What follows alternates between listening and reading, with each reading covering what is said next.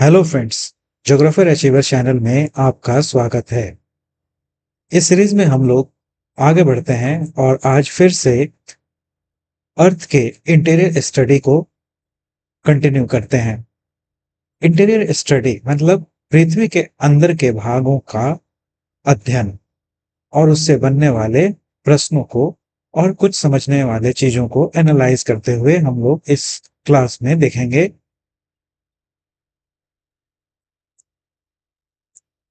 इससे पहले कि हम लोग इंटीरियर अर्थ के बारे में बहुत कुछ जान चुके हैं कि सबसे पहले हमारी प्यारी धरती बनी, जिसको इस धरती पर जन्म लेने वाला सबसे जिज्ञासु जो इंसान है अब तक इनकी गहराई को नहीं देख पाया है अपने नंगे आंखों से।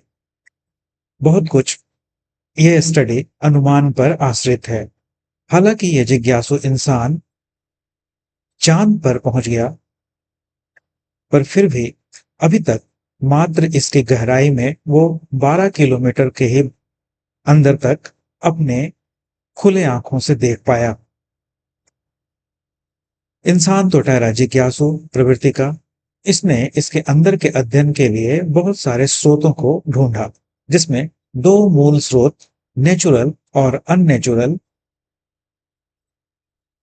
सोर्सेस से इसके बहुत डीप स्टडी को कल्पना के आधार पर बहुत सटीक तौर पर किया गया है। और नेचुरल में इसका सबसे अच्छा स्रोत बना वोल्केनो। हालांकि वोल्केनो जो जमीन से या पृथ्वी से फटकर जो लावा अंदर के पदार्थ खनिज को बाहर निकाला, उससे बहुत ज्यादा गहराई तक तो नहीं, पर मात्र 60 किलोमीटर के गहराई तक का अनुमान लगाया जा सका। उसके बाद सबसे अच्छा स्रोत बनकर सामने आया सिस्मोलॉजी, यानी कि भूकंप विज्ञान। भूकंप विज्ञान के तहत तीन प्रमुख वेव या तरंग पी, एस और एल, जिसको हम लोग काफी अच्छे से पढ़ चुके हैं, उनसे काफी मदद मिला पृथ्वी के गहराई को जानने के लिए।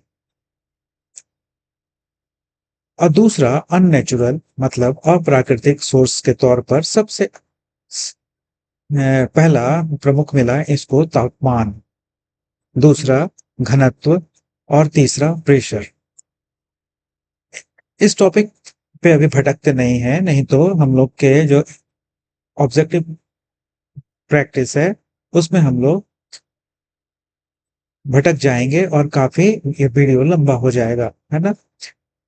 क्योंकि हम लोग इसको पहले अच्छे से देख के आज अपने ऑब्जेक्टिव क्लास को कर रहे हैं, इसलिए फिर हल्के से याद करते हुए हम लोग आगे बढ़ जाते हैं। ठीक है, फिर उसके बाद हम लोग ने अपनी प्यारी धरती के गहराई को चार मंडलों में पाया, या पाया गया कि चार अनुमंडल मंडल हैं। कौन कौन से? एल, ए, एम, बी। मतलब इसको एक लंब वर्ड से हम लोग याद किए थे। एल से लिथोस्फेयर, ए से एस्थनोस्फेयर, एम से मेसोस्फेयर, जिसको कि बाद में या अभी वर्तमान में पायरोस्फेयर भी कहा जाता है, बी बैरोस्फेयर। और इन चार मंडल से पृथ्वी के तीन प्रमुख परत का या लेयर का पता चला। लेथोस्फेयर जो सबसे ऊपर का भाग है उसको भूपटि या क्रस्ट कहा गया। ठीक है। एस्थनोस्फेयर ये एक मंडल है जिस पर पता चला है या अनुमान लगाया जाता है कि ये जो मंडल है जिसको कि हम लोग नाम दिए एस्थनोस्फेयर, उस पर हमारा ये क्रस्ट तैर रहा है, यानी कि भूपटि इसी दुर्बल मंडल पर तैर रही है। ठीक है। तीसरा एम से मेसोस्फेयर, जिसको पृथ्वी के और गहराई में अंदर गए तो इसको मेंटल कहा गया। मेंटल जिसको कि क्या कहा जाता है, एक और नाम वाइट ऑफ द अर्थ। और सबसे लास्ट में बी बायोस्फीयर, जो पृथ्वी के सबसे अंदर डीप गहराई का भाग कहलाया कोर। ठीक है। अब देखते हैं जो क्रस्ट जो है वो किन दो मूल पदार्थों से बना। वो सियाल के नाम से जाना गया। क्यों? क्योंकि वो सिलिका और एल्युमिनियम से बना। दूसरा मेंटल, जिसको कि सीमा नाम दिया गया। क्या नाम दिया गया? सीमा नाम दिया गया, क्योंकि ये सिलिकॉन और मैग्नीशियम से मिलकर बना है ना। जिसको हम लोग याद रखने के लिए क्या बोले थे कि मान लीजिए कोई सीमा नाम की लड़की मेंटल है ना। और हम लोग हर सीमा नाम की लड़की से माफी भी मांग चुके हैं कि आप इसको बुरा ना माने, बस याद रखने के लिए ऐसा किया गया है। फिर उसके बाद कोर कोर को हम लोग नेफे नाम से भी जाने, चूंकि ये निकेल और फेरस से बना है। अब हम लोग बढ़ते हैं आज के ऑब्जेक्टिव क्वेश्चन, कैसे कैसे इससे इंटीरियर ऑफ द अर्थ से बनते हैं उसको देखते हुए अपने क्लास को शुरू करते हैं। निम्नलिखित में से पहला क्वेश्चन है कि निम्नलिखित में से कौन भूगर्भ की जानकारी का प्रत्यक्ष साधन है, एकदम डायरेक्ट साधन है। ए भूकंपीय तरंग, बी गुरुत्वाकर्षण बल, सी ज्वालामुखी, पृथ्वी का चुंबकत्व। तो सबसे प्रत्यक्ष माध्यम या साधन है ज्वालामुखी। ठीक है। दूसरा क्वेश्चन है पृथ्वी की त्रिज्या कितनी है। 63-50 किलोमीटर, 63-70 किलोमीटर, 73-70 किलोमीटर, 83-70 किलोमीटर। तो कितनी है? 6370 पृथ्वी की त्रिज्या मानी गई है। तीसरा क्वेश्चन है पृथ्वी की आंतरिक संरचना को जानने का निम्नलिखित में से कौन प्रत्यक्ष स्रोत है। प्रत्यक्ष खनन, ज्वालामुखी उद्गार, प्रवेधन, इनमें से सभी। तो इनमें से जो सभी हैं ये प्रत्यक्ष प्रमाण या स्रोत बने, है ना। खनन धरती से निकलता है, जो प्रवेधन से भी, ज्वालामुखी से भी। फिर अब फोर्थ क्वेश्चन पे बढ़ते हैं। सबसे गहरा प्रवेधन कितनी गहराई तक किया गया। 10 किलोमीटर तक, 11 किलोमीटर तक, 12 किलोमीटर तक, 14 किलोमीटर तक। तो हम लोग पहले ही जान चुके हैं कि 12 किलोमीटर तक ही इंसान अपना ड्रिलिंग कर चुका है पृथ्वी को।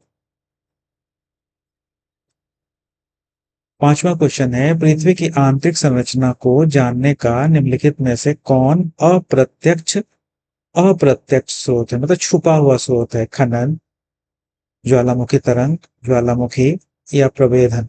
तो अप्रत्यक्ष क्या है? भूकंप, जिसको सिस्मोलॉजी भी कहा गया, उसका तरंग PSL तरंग, जिसको हम लोग आगे भी देखेंगे। पहले बहुत अच्छे से इसको अध्ययन कर चुके हैं। इसका नोट्स भी हम लोग बहुत अच्छे तरीके से बनाए हैं, जो आप लोग को दिया जा चुका है। आगे बढ़े सिक्स क्वेश्चन पर। पृथ्वी के धरातल पर सबसे अधिक गुरुत्वाकर्षण बल कहाँ होता है। भूमध्य रेखा पर, कर्क रेखा पर, ध्रुवों पर, मकर रेखा पर। तो सबसे अधिक गुरुत्वाकर्षण दोनों पोल पर होता है, ध्रुवों पर, है ना। सेवेंथ क्वेश्चन है डक्कन ट्रैप की सैल समूह किस प्रकार के ज्वालामुखी उद्गार का परिणाम है। सिल्ड, मिस्र, प्रवाह या कुंड। तो दक्कन ट्रैप ना प्रवाह से बन रहा है, फ्लो से, है ना। क्वेश्चन नंबर 8 इस प्रश्न में पूछता है कि निम्नलिखित में से कौन सा स्थल मंडल को वर्णित करता है।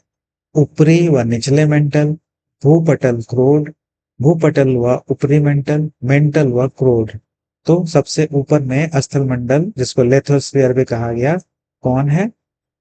भूपटल और ऊपरी मंडल को, जिसको हम लोग पहले देख चुके हैं।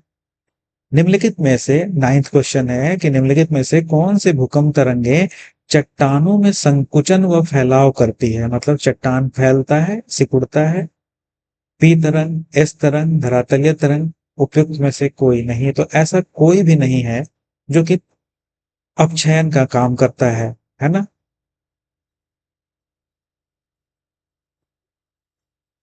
क्वेश्चन नंबर 10 है भूकंप तरंगों का अंकन करने वाले यंत्र को क्या कहते हैं। ये बहुत इंपॉर्टेंट क्वेश्चन है, इसको हम लोग सिस्मोग्राफ करते हैं।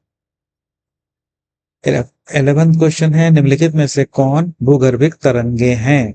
पी तरंगे, एस तरंगे, उपयुक्त दोनों, इनमें से कोई नहीं। तो पी और एस तरंग यानी कि सी आंसर होगा, दोनों उपयुक्त दोनों। क्वेश्चन नंबर 12, धरातल का वह बिंदु जहां सर्वप्रथम भूकंप अनुभव किया जाता है। हम लोग भूकंप के क्लास में पढ़े हैं ना, उद्गम केंद्र कहते हैं, अधिकेंद्र कहते हैं, केंद्र कहते हैं, इनमें से कोई भी नहीं। तो पढ़े हैं हम लोग, क्या कहते हैं, इपी सेंटर कहते हैं, जहां भूकंप शुरू होकर धरती पर सबसे पहले हिट करता है ना। नेक्स्ट क्वेश्चन है, सबसे तीव्र गति वाली भूकंपीय तरंगें कौन सी हैं? पी तरंग, एस तरंग, एल तरंग, इनमें से कोई नहीं। तो कौन है? पी तरंग।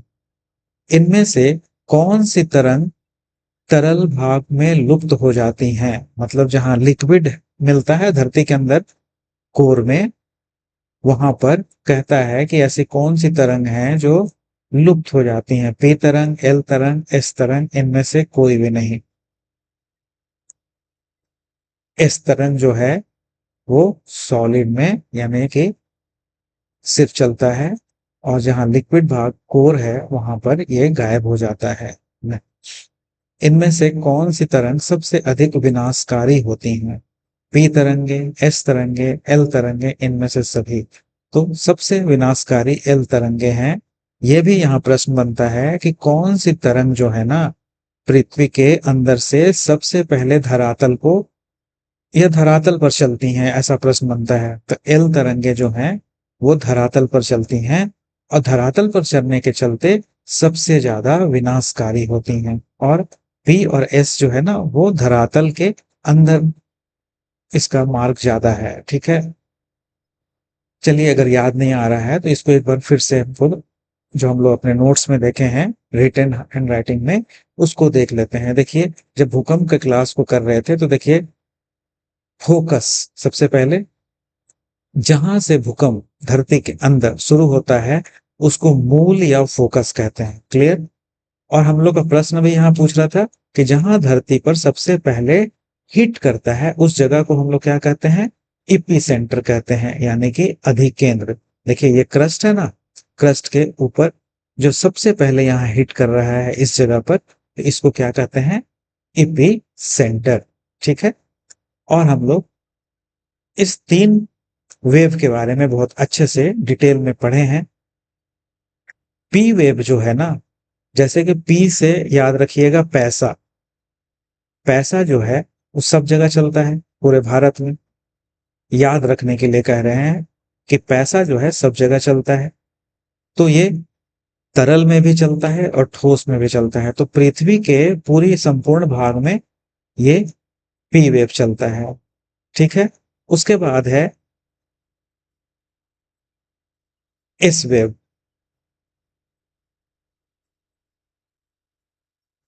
कि सब के बारे में अलग अलग करके दिया हुआ है।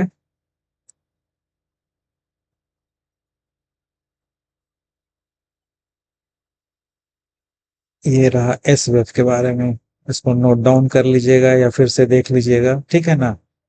और लास्ट में क्या है? L wave. ये है एल वेव। ठीक है, यहां पर सबसे अच्छे तरीके से हम लोग समझे थे। ये देखिए यहां पे क्या लिखा हुआ है, velocity of P wave in solids, liquids, gas. मतलब कहना पैसा सभी जगह चलता है। तो देखिए पैसा सॉलिड में भी चल रहा है और लिक्विड में भी चल रहा है। ठीक है, एस एस एस जो है can not pass through the liquid of gas. S जो है सॉलिड में नहीं चलता है। मतलब सॉरी, सिर्फ एस इक्वल टू एस, मतलब एस वेव जो है सिर्फ ठोस भाग में ही चलता है, सॉलिड भाग में ही चलता है। इस तरीके से कितना अच्छा से हम लोग पढ़े थे। इसको एक बार फिर से लाइन बाय लाइन आप देख लीजिएगा, जो कि हम यहाँ पे फिर से आपको दे दिए हैं। आगे बढ़ते हैं अब अगले प्रश्न पर, क्वेश्चन नंबर 16 पे। और प्रश्न है, ऐसे क्षेत्र जहां कोई भी भूकंपीय तरंगे अभिलेखित नहीं होती उसे कहते हैं भूकंप क्षेत्र, भूकंपीय छाया क्षेत्र, भूकंप रहित क्षेत्र, इनमें से कोई नहीं। इसके नाम से ही पता चल रहा है जहां तरंगे अभिलेखित नहीं होंगी वो भूकंपीय छाया क्षेत्र है ना। 17 क्वेश्चन, भूकंप से उत्पन्न हुई समुद्री लहरों को क्या कहते हैं? चक्रवात कहते हैं, तूफान कहते हैं, प्रति चक्रवात कहते हैं, या सुनामी कहते हैं? भूकंप से उत्पन्न हुई समुद्री लहरों को क्या कहते हैं? तो इसको हम लोग कहते हैं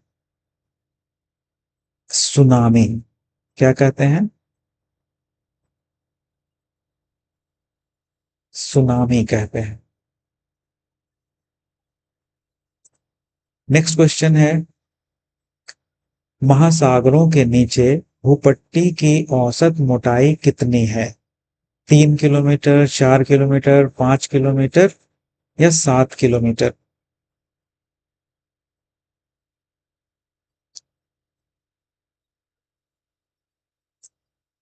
5 किलोमीटर है। ये देखिए यहाँ कुछ गलती हो रहा है, इसको हम लोग कट कर देंगे, है ना। महासागरों के नीचे भूपट्टी की औसत मोटाई कितनी है? तो 5 किलोमीटर। नेक्स्ट क्वेश्चन है, महाद्वीपों के नीचे भूपट्टी की औसत मोटाई कितनी है? 30 किलोमीटर, 50 किलोमीटर, 25 किलोमीटर, या 70 किलोमीटर? कितनी है? 30 किलोमीटर। ठीक है। क्वेश्चन नंबर 20, निम्नलिखित में से कौन सी परत पृथ्वी के सबसे ऊपरी भाग में पाई जाती है?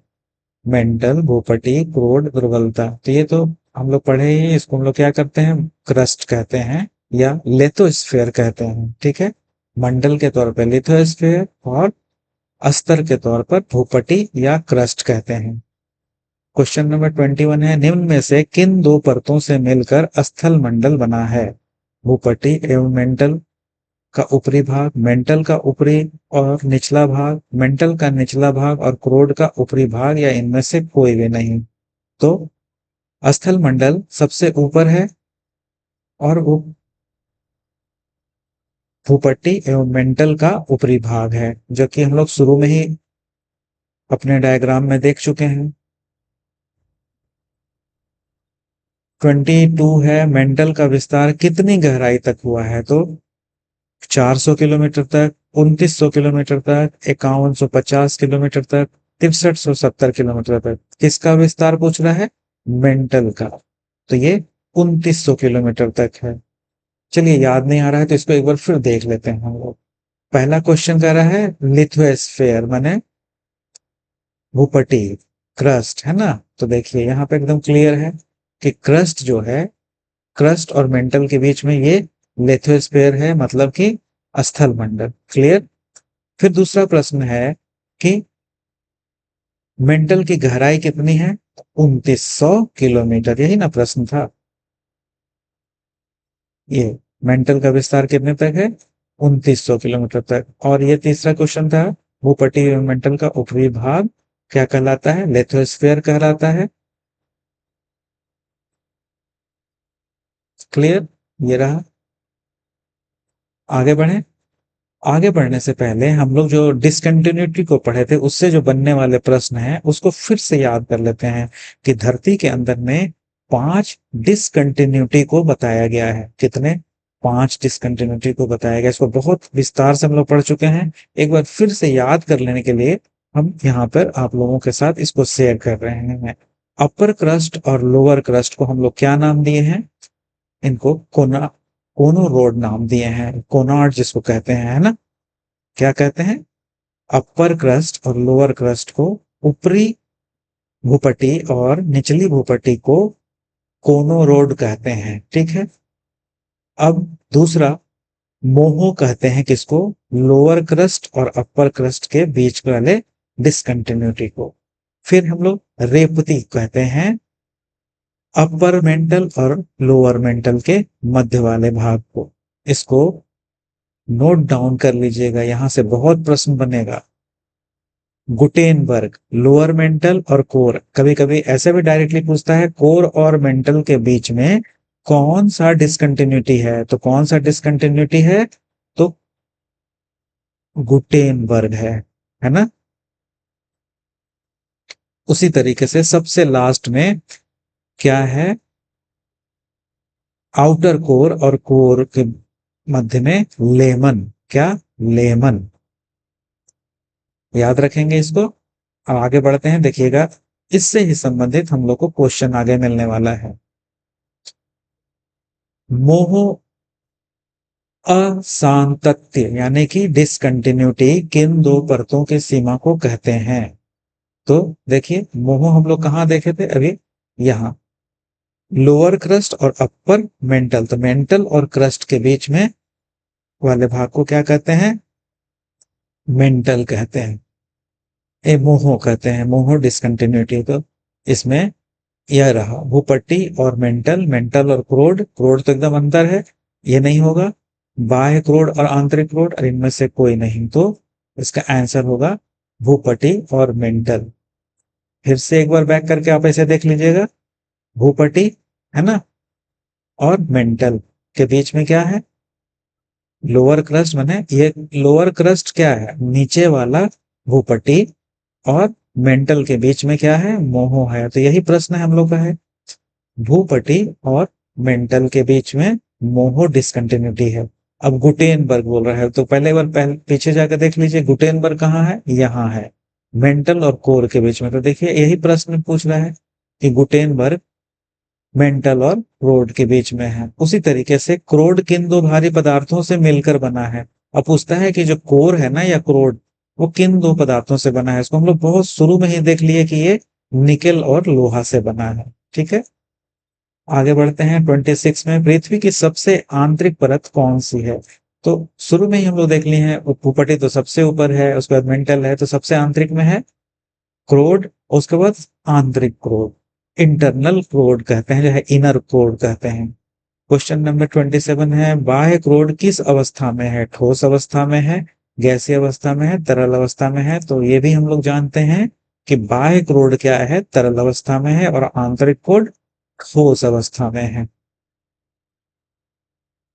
नेक्स्ट क्वेश्चन, भूगर्भ में स्थित तरल चट्टानी पदार्थ क्या कहलाता है। ज्वालामुखी बम कहलाता है, लावा कहलाता है, राख कहलाता है, या मैग्मा कहलाता है। तो ये क्या कहलाता है, मैग्मा कहलाता है। एक बहुत अच्छा प्रश्न है, अच्छे अच्छे लोग भूल जाते हैं इसको। जैसे ये कह रहा है ना कि अंदर से जब गर्म पदार्थ निकल रहा है, अभी ये फूटा नहीं है, ठीक है, और यहां से जब फूटता है, फूटने के बाद ये क्या कहलाता है, फूटने के बाद लावा कहलाता है। क्या कहलाता है, फूटने के बाद लावा कहलाता है। और जब धरती के अंदर रहता है तो इसको इसको लावा कहते हैं, और जब धरती के अंदर रहता है तो इसको मैग्मा कहते हैं। ये जो नीचे से निकल रहा है तो मैग्मा कहते हैं। ये बहुत कंफ्यूजन होता है। लावा जो हम लोग खाते हैं ना, उसको याद कीजिएगा कि जब वो फूटता है तब, धान फूटता है तब लावा बन जाता है, तो बने ज्वालामुखी फट कर बाहर जाता है तो लावा बनता है। क्लियर।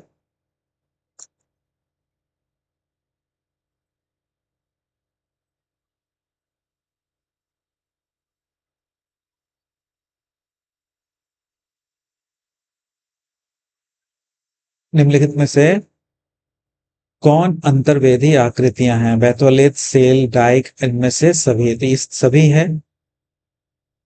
निम्न निम्न भूकंपीय तरंगों में सबसे विस्तृत छाया क्षेत्र किस तरंग का है, एस तरंग का सबसे विस्तृत छाया क्षेत्र है। ठीक है, ये पहले ही आंसर आ गया।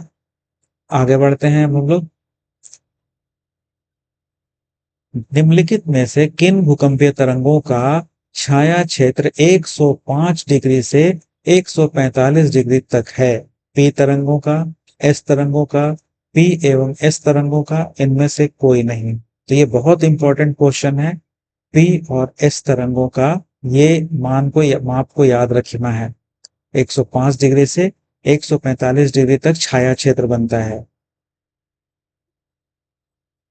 33 है, पृथ्वी का औसत घनत्व कितना है? 5.5, 6.5, 4.6, 7.7, कितना है? 5.5 है। बड़ा आसान है, ये याद रह जाएगा। पृथ्वी की सबसे हल्की परत कौन सी है? मेंटल, भूपट्टी, आंतरिक क्रोड और बाह्य क्रोड। तो सबसे हल्की ना, सबसे ऊपर वाला क्रस्ट है, यानी कि भूपट्टी। ठीक है। 35 है, दुर्बलता मंडल पढ़े थे ना हम लोग, एस्थेनोस्फेयर का विस्तार कहाँ है? तो भूपट्टी, ऊपरी मेंटल, निचली मेंटल, बाह्य क्रोड। तो भूपट्टी तैर रही है दुर्बल मंडल पर, तो ये ऊपरी मेंटल पर है ना। ऊपरी मेंटल के बाद एक परत है जिसको कि हम लोग क्या कहते हैं? दुर्बल मंडल, जिस पर की पूरी धरती की भूपट्टी यानी कि क्रस्ट तैर रही है। क्वेश्चन नंबर 36, ज्वालामुखी उद्गार के दौरान निकलने वाला लावा का स्रोत निम्न में से कौन सा है? दुर्बल मंडल, भूपट्टी, निचला मंडल, बाह्य क्रोड। ये तो बहुत आसान क्वेश्चन है कि दुर्बल मंडल है। यही मंडल है जो कमजोर है, जहां से ज्वालामुखी फटकर बाहर आता है। ठीक है। ज्वालामुखी विस्फोट से बने बड़े गड्ढे को क्या कहते हैं? ये बहुत इंपॉर्टेंट क्वेश्चन है। क्रेटर कहते हैं, कॉल्डेरा कहते हैं, शंकु कहते हैं, इनमें से कोई नहीं कहते हैं। तो कॉल्डेरा कहते हैं। और क्रेटर तो हम लोग जानते हैं कि जब ज्वालामुखी फटकर शांत हो जाए और ज्वालामुखी का ऊपर का भाग जिसमें झील बन जाता है, उसको हम लोग क्या कहते हैं? उसको हम लोग कहते हैं, ऐसे होता है ना कि ये मान लीजिए जैसे ज्वालामुखी है, ये फटा और यहां पर बाद में जल भर गया। ठीक है। इस भाग में जल भर गया और ये एक झील बन गया। तो इसको क्या कहते हैं? इसको ही हम लोग कहते हैं क्रेटर। और जब ज्वालामुखी फटकर बाहर निकला, है ना, और बाहर निकलने के बाद आउटसाइड में गड्ढा सा बन गया, उसको कहते हैं कॉर्डेरा। क्लियर? सब हम लोग पहले ज्वालामुखी में और भूकंप के अध्ययन में पढ़ चुके हैं, है ना। 38, निम्न में से किस ज्वालामुखी प्रकार में अत्यधिक तरल लावा निकलता है? ज्वालामुखी कुंड में, मिश्रित ज्वालामुखी में, शीर्ण ज्वालामुखी में, बेसाल्ट प्रवाह में। तो सबसे अत्यधिक तरल कहाँ? बेसाल्ट प्रवाह में निकलता है।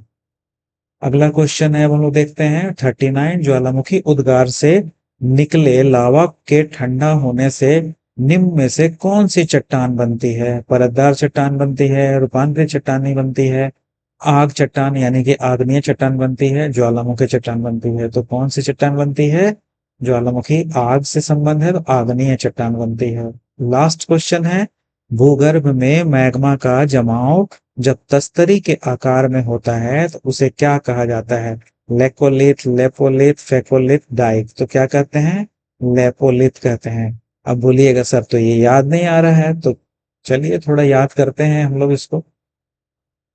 ये रहा, जब हम लोग पृथ्वी के अंदरूनी लावा और मैग्मा को पढ़ रहे थे तो इस फोटो को याद कीजिए, है ना।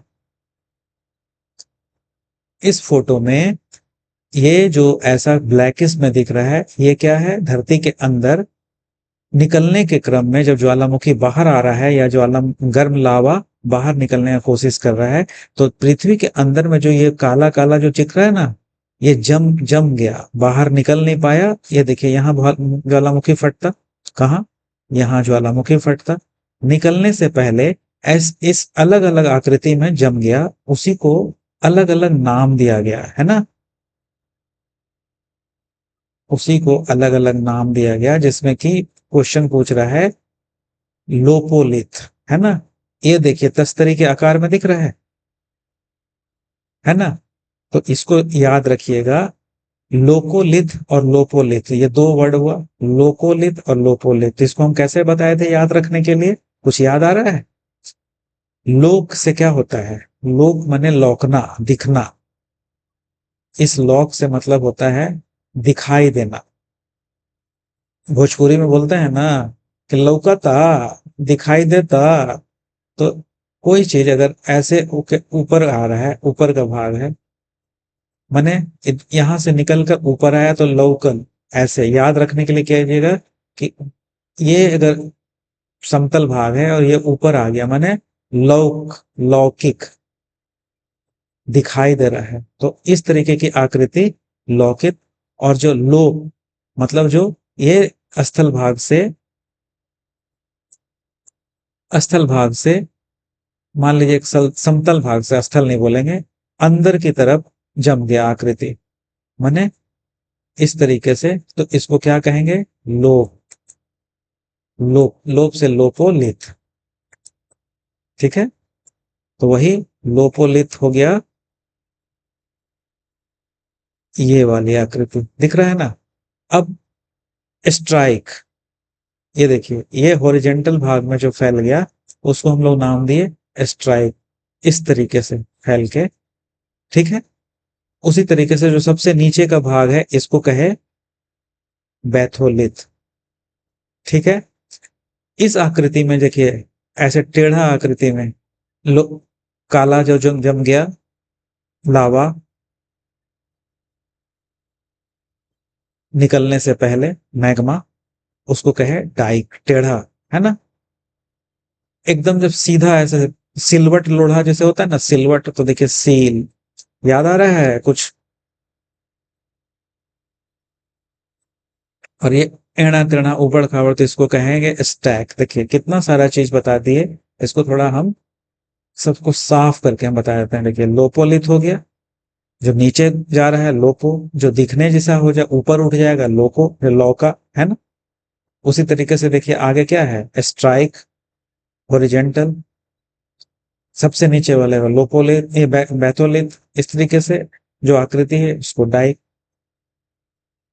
इस तरीके से याद कर लीजिएगा कि ये ज्वालामुखी फटने से पहले विभिन्न आकृतियों में जो मैग्मा जम जाता है उसको अलग अलग नाम से जाना जाता है, उसकी आकृति से बना बना के क्वेश्चन पूछा जाता है। क्लियर? इस तरीके से हम लोग इंटीरियर ऑफ द अर्थ को पूरी तरीके से देख लिए। इसी तरीके के क्लास में अगले क्लास में फिर से हम लोग मिलेंगे। अर्थ के इंटीरियर के लिए खत्म करने के बाद हम लोग मिलते हैं नेक्स्ट क्लास में। तब तक के लिए थैंक यू।